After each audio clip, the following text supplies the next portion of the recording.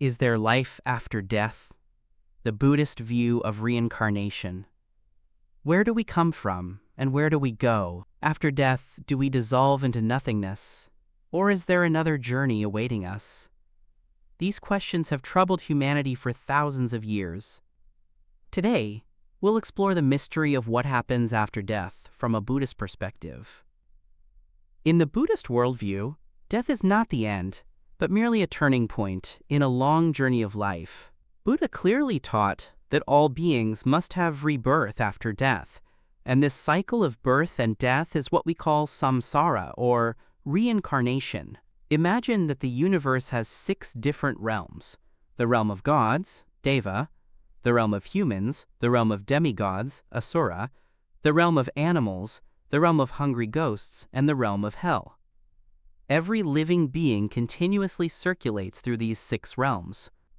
In this life, you might be human. In the next life, you might become a god. And in the life after that, you might fall into the animal realm. This is the landscape of reincarnation as described by Buddhism. Let's explore these 6 realms in more detail.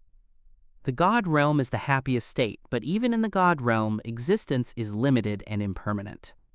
The human realm is considered the best realm for spiritual practice because humans have enough wisdom to understand the Dharma and experience enough suffering to motivate them to seek liberation. The Asura realm beings enjoy pleasures similar to gods, but are often troubled by jealousy and conflict. The animal realm symbolizes ignorance, driven by instinct, making enlightenment difficult to attain.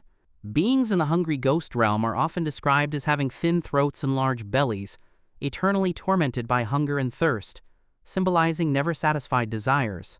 Finally, the hell realm is not a place of eternal punishment, but a painful state that beings inevitably experience when severe negative karma matures. It's worth noting that Buddhism believes that even the suffering in hell is not eternal. Once the karma is exhausted, beings still have the opportunity to be reborn in other realms. Wait, doesn't Buddhism advocate non-self? If there is no eternal self, then what exactly is reincarnating? This seemingly contradictory question actually touches on the essence of Buddhist thought. Buddha's answer is, although there is no eternally unchanging self, there is the continuity of the 5 aggregates: form, sensation, perception, mental formations, and consciousness. It's like a relay race. Although each leg is completed by different runners, the race itself is continuous. Or like a river. Although the water flowing at each moment is different, the river as a whole maintains a kind of continuity. On the night of Buddha's enlightenment, he experienced 3 important realizations. The first was remembrance of past lives, the ability to recall his countless previous lives. This experience allowed Buddha to personally verify the existence of reincarnation. In the long discourses, Digha Nikaya, Buddha said, "I can remember hundreds of thousands of my past lives, recalling my name, food, pleasure and pain, lifespan, death and rebirth, appearance, and other details." This clear memory of past lives became an important foundation for Buddha's teaching on reincarnation. So, what determines where we go in the next life? The answer is karma. Karma is like the law of cause and effect in the universe. Each of our actions, words, and even thoughts plant seeds that will eventually grow into corresponding fruits. Good karma leads to happy states of existence, while bad karma leads to suffering realms. This is not punishment or reward, but the operation of natural law. Just as planting apple seeds inevitably grows apple trees, and planting peach seeds grows peach trees, it's simple and fair. The workings of karma are extremely complex. It's not just about the actions themselves, but is closely connected to the motivations behind those actions. The same action with different motivations can produce different karma. Moreover, karma has both collective karma and individual karma. Collective karma is the karmic result created and borne by a group, such as living in the same environment. Individual karma is the cause and effect unique to an individual. Buddhist classic texts like the Avadana Sutra record many stories of karmic cause and effect. One tells of a king who was a hunter in a previous life. Because of taking lives, although he became a king in this life, he suffered from short life and illness. His minister, who had saved many lives in a previous life, not only held a high position in this life, but also enjoyed health and longevity. These stories vividly illustrate how karma can cross over birth and death, affecting our destiny. But Buddhism emphasizes that karma is not fatalism. Although past karma affects the present, current choices are equally creating new karma, affecting the future. Humans have the freedom to change their destiny, which is precisely the meaning of Buddhist practice. Tibetan Buddhism offers a more vivid description of the after-death state. According to the Tibetan Book of the Dead, after death, people do not immediately reincarnate, but enter an intermediate state called bardo, which lasts about 49 days. During this time, the consciousness of the deceased experiences various visions and tests. If they can maintain clear awareness during this critical period and recognize the true nature of these visions, they may directly attain liberation and no longer reincarnate. This is why in Tibetan Buddhism, end-of-life care and after-death guidance are considered extremely important aspects of practice. Death is not just an ending, but a crucial opportunity for liberation. Tibetan Buddhism divides the bardo into 3 stages. The first stage is the death bardo, where the deceased experiences the clear light of reality. If they can recognize that this light is the nature of their own mind, they can immediately attain liberation. But most people miss this opportunity due to ignorance. The second stage is the reality bardo, where the deceased meets various peaceful and wrathful deities. These deities are not external gods, but manifestations of different aspects of one's own mind. If one can recognize this point, they can similarly attain liberation. The third stage is the rebirth bardo, where the deceased, driven by karma, begins to seek a new place of rebirth. At this stage, practitioners still have the opportunity to close the doors to the 6 realms of rebirth through specific meditation techniques, and choose an environment more conducive to spiritual practice. For ordinary people, understanding the bardo process helps reduce the fear of death and prepares them psychologically for death. As the Dalai Lama says, those who thoroughly understand the death process can face death in a more peaceful and dignified way. It's worth mentioning that different Buddhist traditions have slightly different understandings of reincarnation. Theravada Buddhism emphasizes the decisive role of karma in reincarnation.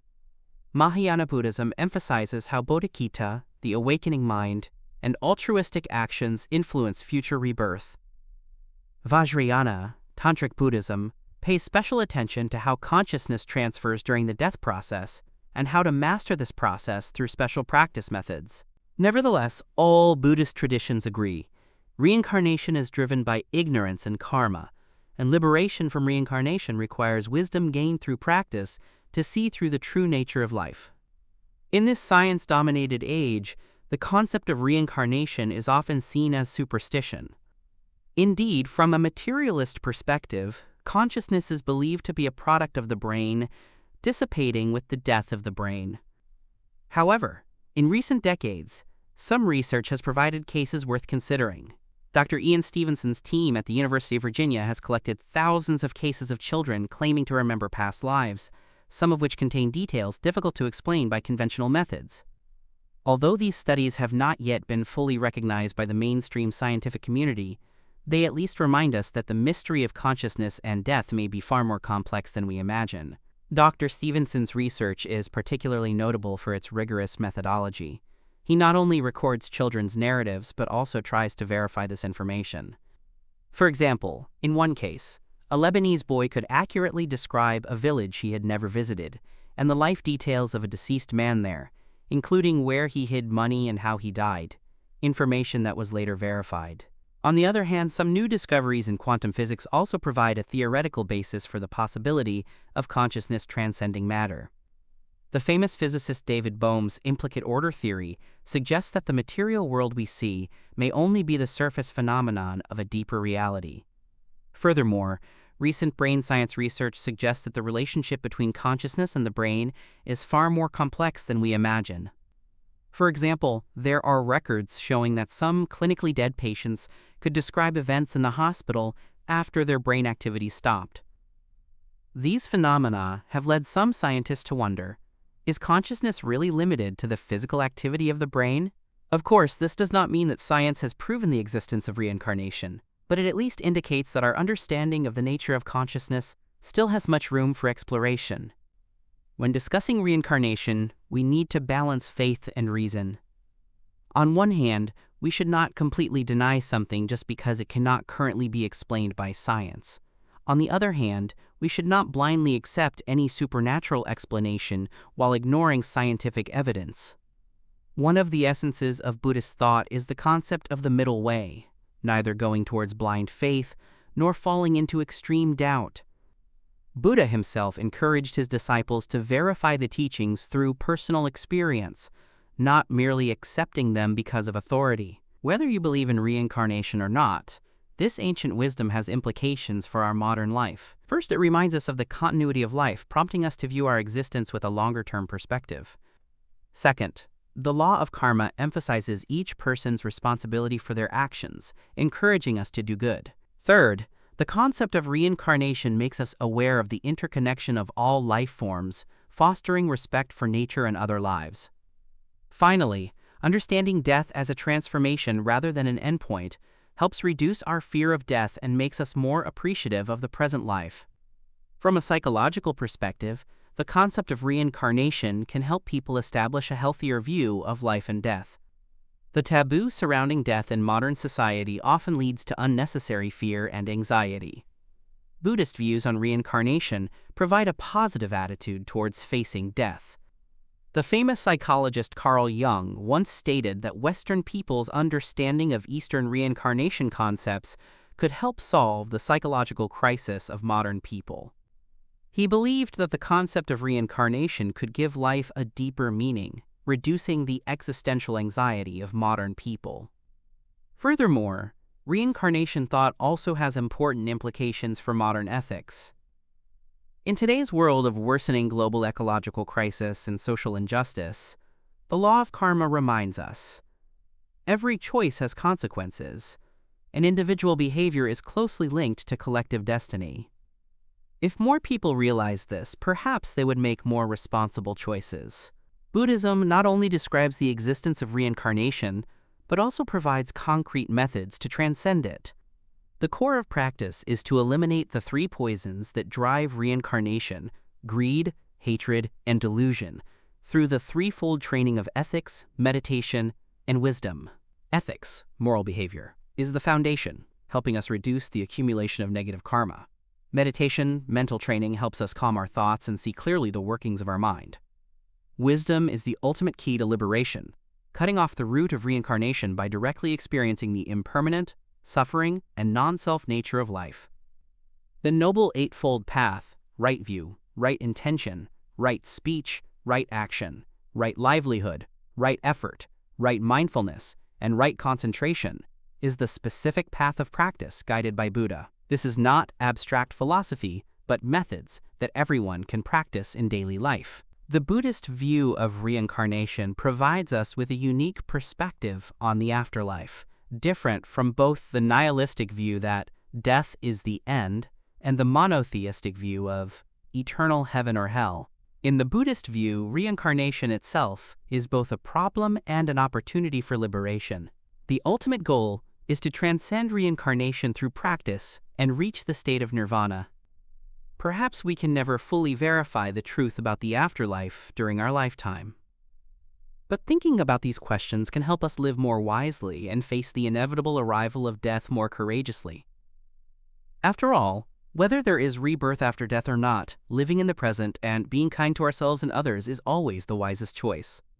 The Buddhist view of reincarnation is not a dogma that requires blind acceptance, but an invitation to deep contemplation. Everyone can explore these questions with a healthy spirit of doubt. Who am I? Where do I come from? And where am I going? What is the meaning of life? This exploration itself has value because it helps us transcend daily trivialities and think about more fundamental questions. Perhaps one day, like Buddha, you will find answers to these questions through your own practice and experience. Whether you firmly believe in reincarnation, are skeptical, or are somewhere in between, what's important is that this kind of thinking can guide us to live a more meaningful and conscious life. As Zen Buddhism says, The matter of life and death is great. Impermanence is swift. Life is short and precious. Let us cherish the present and strive to live with wisdom and compassion. Thank you for watching. If you liked this content, please don't forget to like, follow, and share.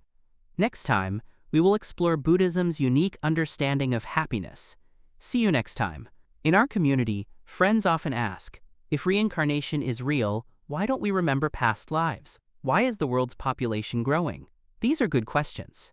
Regarding past life memories, Buddhism explains that most people's past life memories are obscured by the trauma of birth and new bodily experiences, just as we quickly forget our dreams after waking up. As for population growth, Buddhism believes that the 6 realms of reincarnation are not limited to humans. Beings can be reborn as humans from other realms, and Earth is just one of countless worlds in the universe. Welcome to leave your questions and thoughts in the comments section. In the next episode, we will select some questions to answer. At the same time, if you are interested in learning more about Buddhist wisdom, you can follow our practice series videos or participate in our monthly online group practice activities.